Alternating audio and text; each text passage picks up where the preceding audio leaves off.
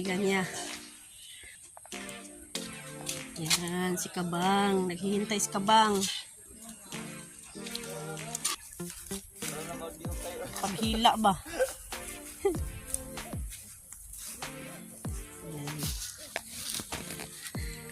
Magandang hapon sa inyong lahat. At ngayon, andito tayo ngayon sa bahay kasi arawan ng aking panganay. Ayan. Si Kabugoy nagluto. Alright, baby! Sip ko! Nagluto ng, anong tawag yan nun? Dinuguan. Dinuguan. At ako kanina, nagluluto ako ng pansit. Yan, tapos na. Nakahanda na. At ito, kanin. Ito para sa lechon. Ketchup. At nandun sila naglilechon pa sila. Lanonoy.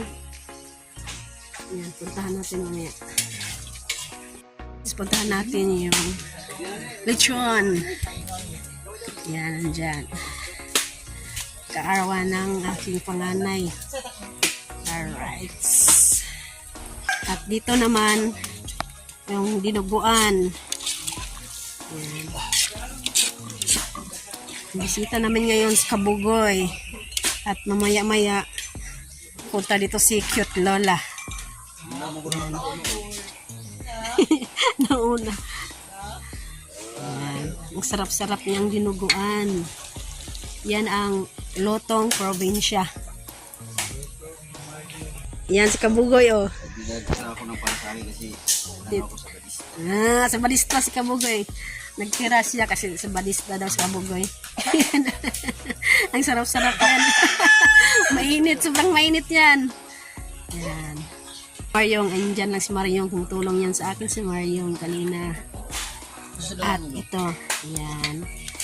Lutong-luto na yung dinuguan natin. Yan. Ha? Balbakwa. Asa pa? Humba? Balbakwa daw. At lechon, ang aming handa, lechon lang at saka dinuguan at pansit. Ayan, si Nonoy, oh. Anong masasabi mo, Noy? Ha? Kawawa. Kawawa. Magkada ni ko ni Kaibigan ng aming panganay. Ayan, nang tumutulong din sila sa paglechon. Yan. Yan lahat, kaibigan niya. Yan, si Kabang. Naghihintay si Kabang. Yan.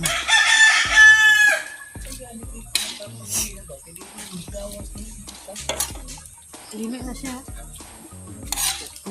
Dili siya buhian. Pumugawas.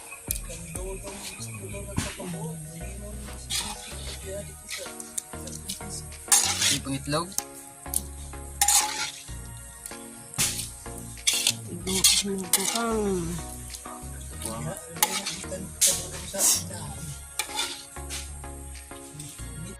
Alright, magandang hapon sa inyong lahat. At andito sa Kabugoy. Ayan o, nag-practice siya mag-araro. Dito kami ngayon sa aming bahay dito sa baba. Dito nag-araro si Nonoy. Yan, dumating rin si Kabugoy. At nag-practice siya mag-araro. Ayan o. Kasi si Kabugoy pumunta dito para magpakain sa kanyang alagang hito. Doon sa tree house sa kampo.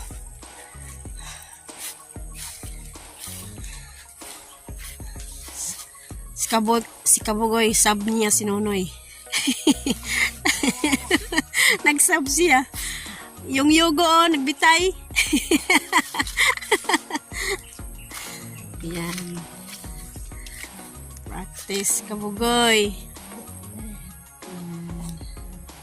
Si Kabang, oh, naglalaro. Bang! Practice muna si Kabugoy. Kasi makaararuhin niya doon sa kampo. Sa kanyang kampo. Mag-araro siya doon. Wadura, what do? Hindi yan marunong mag-Bisaya.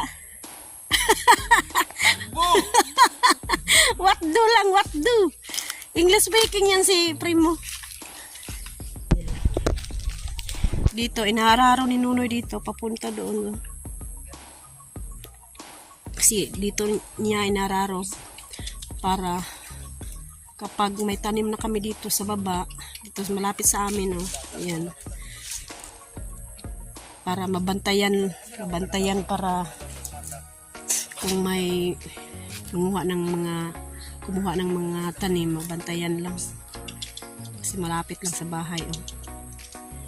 Yan, at naglalaba ako kaninang umaga. At ngayon, yan. At si Nunoy naman nag-araro dito. Yan. Kaya si Kabugoy mag-practice siya. Mag-araro. Para nawa na. Relax lang. Yan. Dito sa bukid, kailangan marunong ka mag-araro. Go, go, go, go! para may tanim na, para alam mo na kung paano mag-araro kapag gusto mong magtanim. Yan, si Kabugoy.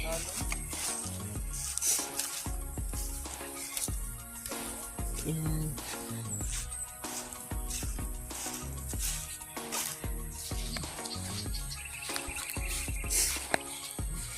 Yung mama mo, marunong mag-araro. Mama ni Kabugoy, marunong mag-araro niyan. Si Kabugoy lang, oh. Hindi siya marunong mag-araro, pero walang araw, alam na ni Kabugoy niyan. Kasi practice na siya.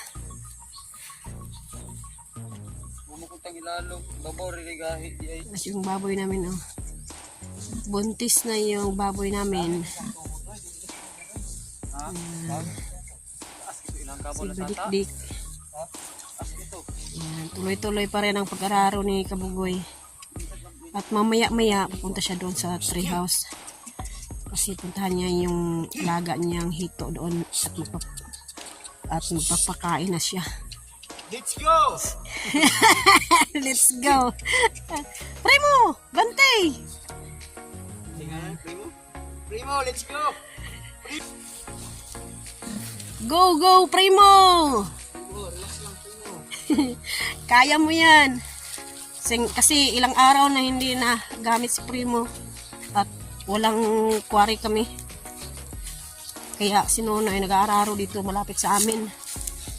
Para kapag umuulan to, kapag laging umuulan, ay!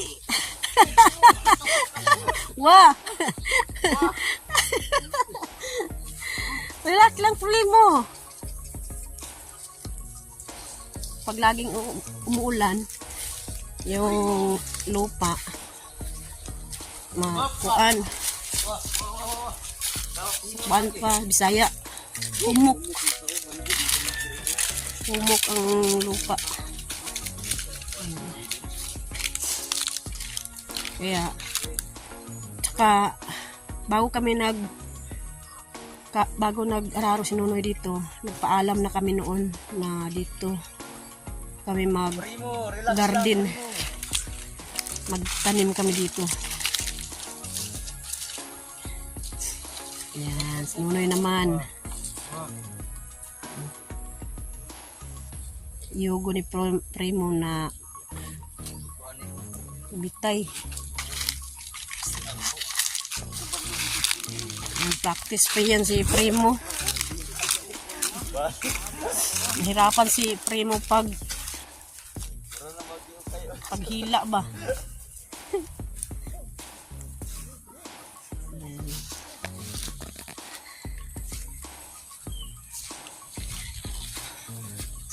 Masasanay rin yan si Primo.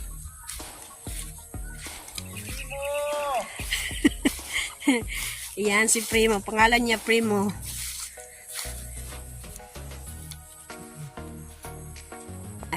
Nahirapan sa kalisod. Ha?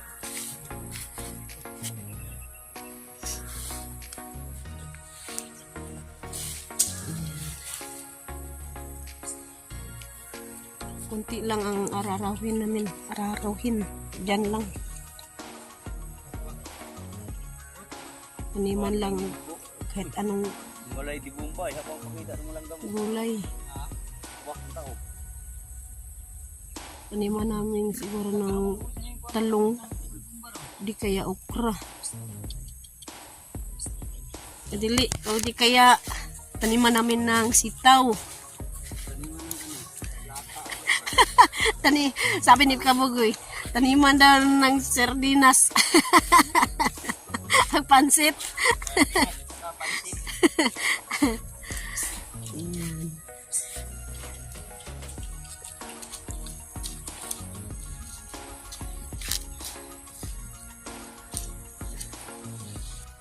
Primo, sasanay ka rin. Kasi ilang araw na hindi na aquarium. Ay! O yan, si Mariong! Mariong! Halika! Halika dito! Ha? Mag-igib ng tubig? Ah, sige, nandun si Mariong. Oh. Mag-igib daw siya ng tubig. Friends, magandang umaga sa inyo lahat at andito tayo ngayon sa kagubatan kasi yung bahay na yung bahay na kumuha kami ng mga gamit doon kasi yung bahay papasok kasi sa loob kaya andito tayo sa mga kagubatan. Kumuha kami ng mga gamit kasi yung bahay na nandun sa loob may nakabili na lupat bahay binili kaya yung mga gamit kinuha na. Sinonoy nandun at dadalhin yan sa bayan sa kapatid ng may-ari ng bahay. Yan nandun oh. Yung kapatid niya na bininta na ang lupat bahay. Yan, nandun si Nonoy oh. Yung gamit na yan dadalhin dun sa bayan sa kapatid ng may-ari ng bahay kasi sila ngayon doon na sila tumira sa sentro ng Dipolog. Si asawa ng kapatid niya ni Manong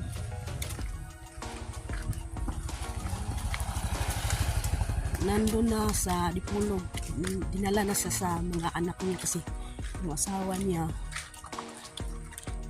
patay na kaya hindi naman pwedeng may isa lang siya kaya dinala sa mga anak niya doon sa sentro ng Dipolog. Doon na siya tumira sa kanyang mga anak.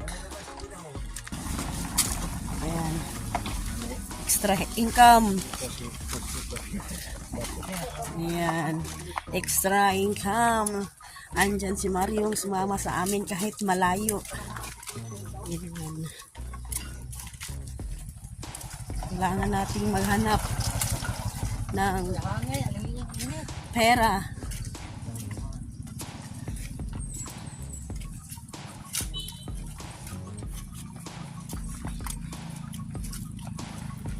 Para may pangbili tayo ng ulam.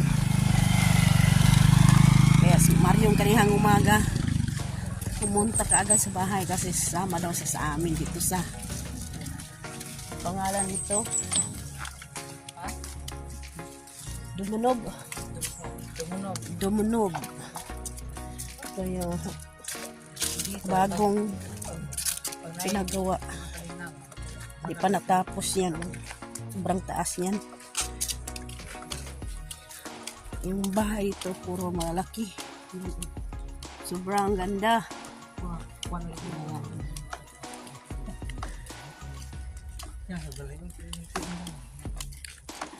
Sobrang gandang bahay ito. At nakataas pa. Sa atin lang hindi maganda. Okay lang yun. Ang importante, buhay na buhay at Kakain tayo sa isang araw. Tatlo. Yung no? Sa isang araw. Tatlo kakain tayo ng tatlo.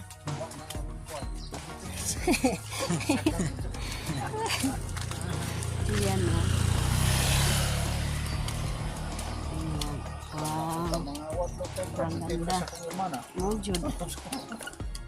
Talbos ng kamote. Ang gani, pataka kuan. Pataka kuan. Sunod na. Yan, daming saging. Yan kalisnon sa Kami, maglalakad lang kami ni Maryong saka yung kapatid ng may-ari ng bahay at lupa. Siya yung lagyanan ng mga gamit yung bahay niya. Doon sa kanila lahat yung mga gamit mapupunta ngayon. Kay Kang Manong Emilio. Ikaw. Yan yung rido na yan. Ikaw rin, Emilio, ikaw. Kaya Yung kapatid niya na babae andun sa Dipulog. Doon na tumira. Kasi wala na siyang asawa, patay na. Kaya yung mga gamit pinagpakuha sa kanyang kapatid na si Nong Emilio.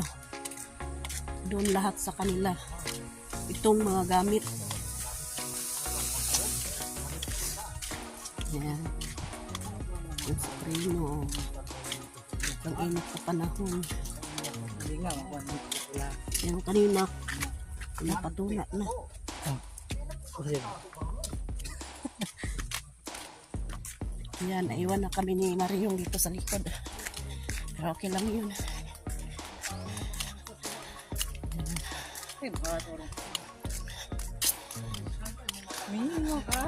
Maganda sana yung lugar, yung tinitirahan nila yung kapatid ni Emilio. Kaso wala na siyang asawa, patay na. At meron sana doon na fish pond din. Tsaka nag-alaga din sila ng mga manok. Pero ngayon wala na. Dinala na siya sa mga anak niya doon sa Dipulog.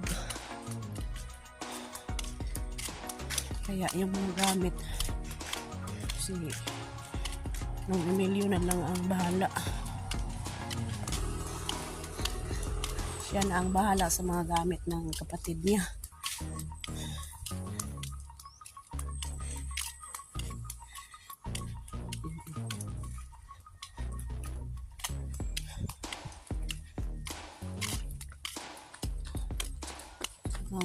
Madamo dito sa may kasada sa Bangayo.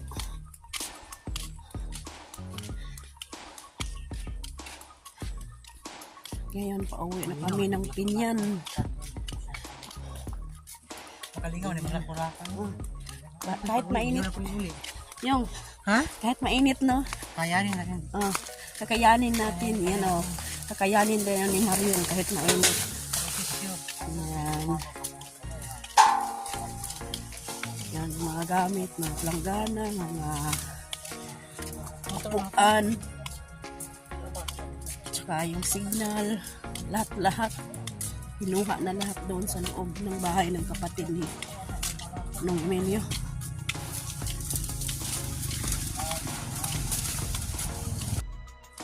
Sobrang init si Maryong, oh. Tingnan niyo si Maryong. Ay, di ka mamano lang. Initan.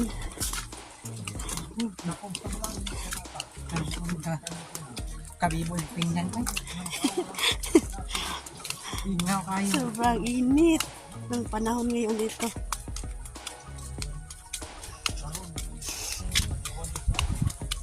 Pero kakayanin ni Maryong kahit mainit.